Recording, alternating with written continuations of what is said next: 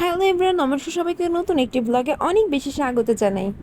High সবাইকে। মামাম কিন্তু এখন হাই বলা শিখে গিয়েছে, ক্যামেরার সামনে ধরলেই হাই বলে। ওকে আর এখন বলে দিতে হয় না। এত রাতে ভাবছো তো আমরা কোথায় যাচ্ছি? দাঁড়াও একটু পরে বলছি। মামাম কিন্তু রিস্কায় উঠলেই গান গায়, কী যে একটা গান গায়, ও ছাড়া আর কেউই জানে না। গানটা শুনে আমি আর ওর পাপ্পা বেশ মজা পাই।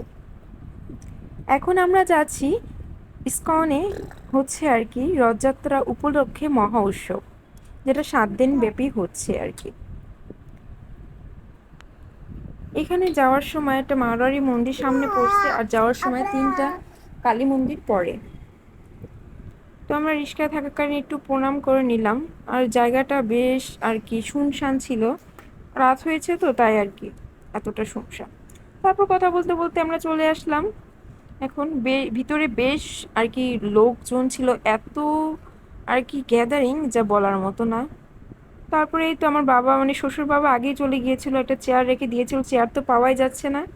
বাবা একটা ফ্যানের ওইখানে রেখে দিল আর কি, আমি যাতে গিয়ে একটু বসতে পারি তার জন্য। তারপরে এই তো এখানে দেখছিলাম অনুষ্ঠান, বেশ সুন্দর অনুষ্ঠান ছিল, ধর্মীয় অনুষ্ঠান।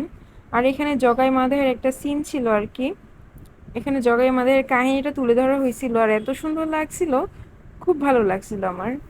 তারপরে এই তো আমি আর মামাম এখানে বসে বসে দেখছিলাম। মামাম তো গরমে একদম ঘেমে অবস্থা খারাপ। তারপর যখন একটু হরে কৃষ্ণ বলে ওঠে তখনই মামাম বেশ খুশি হয়, হাততালি দেয়। তারপরে এই তো প্রসাদ চলে আসলো কথা বলতে বলতে।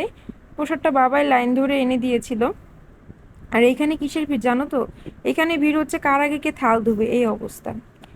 তারপরে এই তো আমরা প্রসাদ টসাদ খেয়ে ঠাকুর ঠাকুর প্রণাম করে এই তো আমরা বাড়ি চলে যাচ্ছি। আজকের ভিডিওটা এই পর্যন্তই। ভালো লাগলে একটা লাইক দিয়ে পাশে থাকবে। ধন্যবাদ সবাইকে, বাই বাই।